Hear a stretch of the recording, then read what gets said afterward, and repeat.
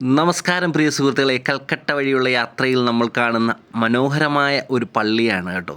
ഈ പള്ളി ബ്രിട്ടീഷുകാരിവിടെ സ്ഥാപിച്ച ഒരു പള്ളിയാണ്. പണ്ട് വിക്ടോറിയ രാജകൊട്ടാരത്തിൻ്റെ അടുത്ത്, വിക്ടോറിയ പാലസിൻ്റെ അടുത്ത് സ്ഥാപിച്ചിരിക്കുന്ന മനോഹരമായ ഒരു പള്ളി.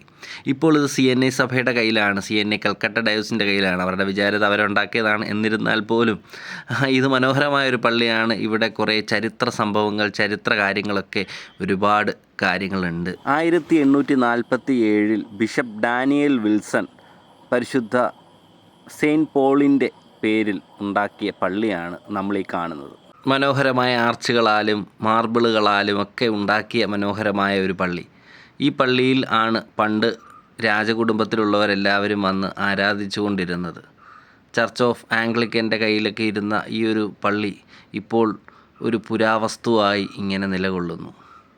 അത് അതിമനോഹരമായിട്ട് തന്നെ അവർ സൂക്ഷിച്ചിരിക്കുന്നു എന്ന് വേണം പറയാൻ. അതിനകത്ത് ആരാധനകൾ നടക്കുവാറുണ്ട്. അതിനോടൊപ്പം മറ്റ് കാര്യങ്ങളും, മറ്റ് ചരിത്രപരമായ ഒരുപാട് കാര്യങ്ങൾ നമുക്കവിടെ കാണാൻ സാധിക്കും.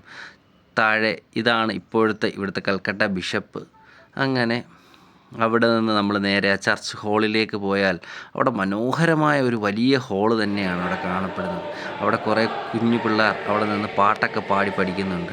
എന്തോ ക്രിസ്മസിന് വേണ്ടിയിട്ടുള്ള പാട്ട് പഠിക്കുകയാണ് എന്ന് തോന്നുന്നുണ്ട്. മനോഹരമായിട്ട് അവർ പാട്ടൊക്കെ പാടുന്നുണ്ട്. കൊള്ളാം. അങ്ങനെ ആ പള്ളിയിൽ ആ പാട്ട് കേൾക്കാൻ തന്നെ ഒരു മനോഹരമായ രസം. ആ എക്കോയും അതിൻ്റെ ചുറ്റും സിംഹാസനങ്ങളും ഇരിക്കുവാനുള്ള സ്ഥലങ്ങളും, വലിയ ആളുകൾക്ക് ഇരിക്കാനുള്ള സ്ഥലങ്ങളും ചെറിയ ആളുകൾക്ക് ഇരിക്കാനുള്ള സ്ഥലങ്ങളും രാജകുടുംബത്തിന് ഇരിക്കാനുള്ള സ്ഥലങ്ങളും, അങ്ങനെയൊക്കെ അത് ഒരുപാട് വ്യത്യസ്ത തലങ്ങളിൽ അതിനെ ഇങ്ങനെ ക്ലാസിഫൈ ചെയ്തിട്ടുണ്ട്. തമ്പുരാൻ്റെ മുമ്പിൽ ഇതുപോലെ ക്ലാസിഫിക്കേഷനൊക്കെ ഉണ്ടോ എന്തോ. അങ്ങനെ നമ്മൾ മുകളിലേക്ക് നോക്കി എത്ര മനോഹരമായിട്ടാണ് അവരത് പണിഞ്ഞു വെച്ചിരിക്കുന്നത്. ആ രാജ കൊട്ടാരത്തിൻ്റെ രാജ പ്രൗഢി കൊള്ളാമല്ലേ.